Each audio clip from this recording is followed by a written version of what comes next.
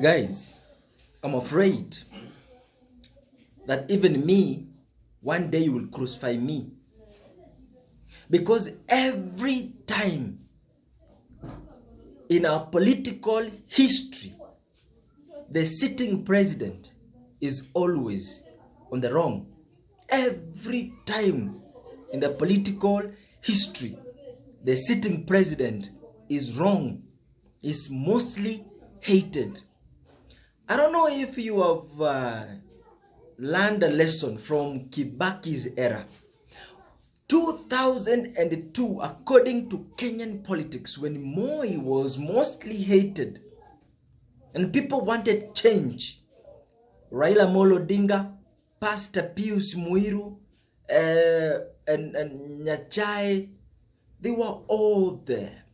And they wanted one president who is going to replace Moi. Now, Mwai Kibaki won. People demonstrated because our expectation was that Raila Amolo Odinga is going to take over power because he started the demonstration. He was the person who incited the Kenyans to rally against the era of Moi. Now, after demonstration, Raila Amolo Odinga decided he is going to back up His Excellency, the late Mwai Kibaki. So he supported Mwai Kibaki. 2007, in the era of Kivuitu, when he was the IEBC chairperson. Now, people expected that the Raila Amolo Odinga is the one who is going to be the president. Unfortunately, Mwai Kibaki took over. This is the memorable moment. People died. People lost their properties. People lost their loved ones. Orphans were left. And other people's corpses rotted in the bush. Oh my God. So tragic.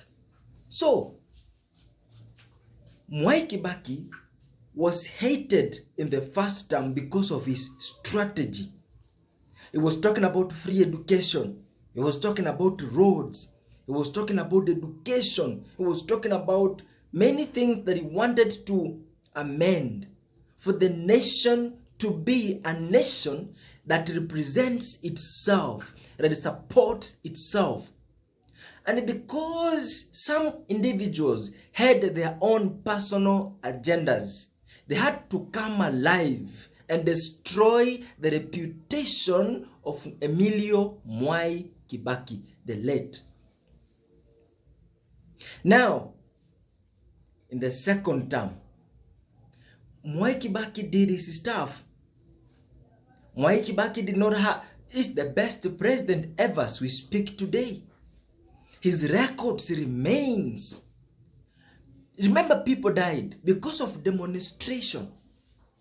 Because we wanted Raila to be the president, that he didn't. Now, people lost properties, people became poor. But the leaders, the political leaders, continued gaining their fame, continued taking over the public resources and using them for their continued benefit. Now we wanted change in 2013. And we said, okay, now, Raila Amolo Odinga and Uhuru Muigai Kenyatta. Uhuru Muigai Kenyatta came and said laptops, you know, healthy, the 4 agendas, employment, education. And we said, oh yeah, now we are going to digitalize. We are going to a digital world with the Uhuru Muigai Kenyatta. And we thought somehow this kind of technology evolution that is going to be brought to us by His Excellency Uhuru Muigai Kenyatta is going to kind of boost our lifestyle, and poor people are going to become rich, and we're going to, experience a good life. Uhuru Muigai Kenyatta did not fulfill his promises. Laptops went to a few private schools and a few public schools. And people started, no. But he kept quiet. Yeah, he kept quiet and he did his stuff. In 2019 and 2020, during the Corona era, Uhuru Muigai Kenyatta, and his second term, that was his second term, tenure, he misused the resources. He abused the power. He did all his circus in the power. Guys, we said we need change. And that is the time Ruto came in the broad day and said, this, my president, is not doing you good. And trust me, you, 2022, if you entrust me with your votes, we are going to bring change. We want to bring people who are down and get them up. That's bottom up. He explained his agendas. He told people what he's going to do. House rent is going to be affordable, for the mamambogas and what to do this. And we said, oh my God, this is the kind of a leader that we need for the transformation, growth, employment creation, and corruption free. And we applauded. We voted in His Excellency William Samoei Ruto out of sympathy, because by then Uhuru Muigai Kenyatta and Raila has coincided and they were misusing the power.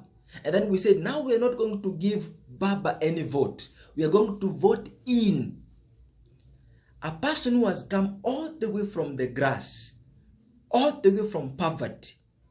He understands the pain that people who have come from that class goes through. He understands our feelings, our struggles, our emotions. He understands this life, Mama Mboga's life, and what to undo this life. I'm saying this guy is going to uplift us. My youth campaigned for William Samoei Ruto. Women campaigned and supported William Samoei Ruto. Men campaigned and supported William Ruto, hoping that this is going to be the regime of transformation. Now, when Ruto went in, during his swearing in, he gave his speech and he said, when I put the Bible down, brokers, I'm going to deal with them simultaneously. I'm going to work on them sarcastically. I'm going to work on them seriously. The second thing, I'm going to reshuffle the lawyers. I'm going to reshuffle the judiciary. And the third, I'm going to do ABCD. The prices of fertilizer is going to go down. Mbegu prices goes down. When he put the Bible down, the first thing he did was to reshuffle and demote some of the judges and lawyers. And they reshuffled, and the people were in the streets. People were in the streets saying, no, no. Ever since the president, William Samoei Ruto, took power, there has been demonstration from teachers, from doctors, from students, from the public. Complaining, finance bill, problem. Lies, problem. Everything, problem. What is the function of our MPs?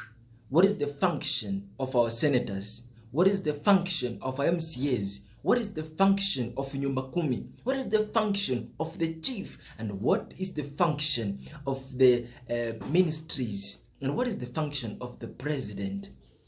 Now, if the president is wrong, who are our representatives? The MPs, the senators, the MCAs, those are our representatives. We're not supposed to rally or to protest against the president. We're supposed to campaign against the MPs and the senators, because those are the people who are not representing us. What are we feeling? What do we want as the citizen? What is done and what is not done? Those are the people supposed to translate what the president says to us. And those are the people who have greatly failed us. So if you want to protest, let us protest against our senators, our MCAs, our MPs. Those are the leaders who have completely failed. Those are the people who pass bills in the parliament. You see? So I'm saying this for the young people who have kind of lost hope because of the president's action. I want to tell you this: you are not the first people to go to the streets to campaign against the president. It has been there. Raila being the father of demonstration. Raila has been a revolutionist, not interested to liberate us, not ready to represent us, because anytime he is in the street, is looking for the loophole on how he's going to get favor from the sitting president. That he has been shaking hands ever since. So his interest is to eat without working. That is his interest. So I want you to know, as the Kenyan citizen, if you're listening from this video, I want you to know this. Ever since the sitting president has been having problems, ever since we received our independence, 1963, we have been in the streets campaigning against the sitting president. And since then, we have not been able to sit and ask ourselves, what are we supposed to do? If this formula of going to the streets is not working, then what is the best formula? And I want to tell you something. If we want a gradual but steady change for the transformation, for the growth, for the development of this nation, something we need to check on. Number one, I want you to check on what you are taught in church. Be serious on that, because we cannot be serious on the political arena, but we're not serious on what pastors are lying to us. Number two, we're supposed to check on what we believe. Our belief system is wrong. Number three, we're supposed also to check on our educational systems. Now, look at the CBC. Look at the child who has gone through CBC. Does those children look normal? They're actually abnormal. No immorality, no morality, no ethics, no respect, no dignity. Is that the kind of nation you need? No. No. That is CBC. It's like they are taught how to dance and how to have sex. That's what they know. They don't know how to communicate. They have no respect, no dignity, no morality. Now, those are the kind of leaders you need. Actually, it's like CBC is the system itself is supporting LGBTQ. Those kind of children don't mind at all. Don't mind at all. They have been born in an era where we believe in our babas and our mamas. They don't care at all. A small baby grade 5 is ready to sleep with an old person, 45 years old. And they don't mind as long as they get peanuts to buy some sort of clothes and good shoes and be good looking. That is the business. A grade 5 student, a grade 8 student. Oh my God. Is that what we need? Check on education system. Now, another thing you need to seriously check on is what you call parenting system. You are too busy to educate your child. Too busy to educate your child. Too busy. You don't take care of your child. You don't talk to your child. You don't mentor your child. You're waiting for the teachers to mentor your child. Parenting system, that is where the problem is. Even the church begins at home.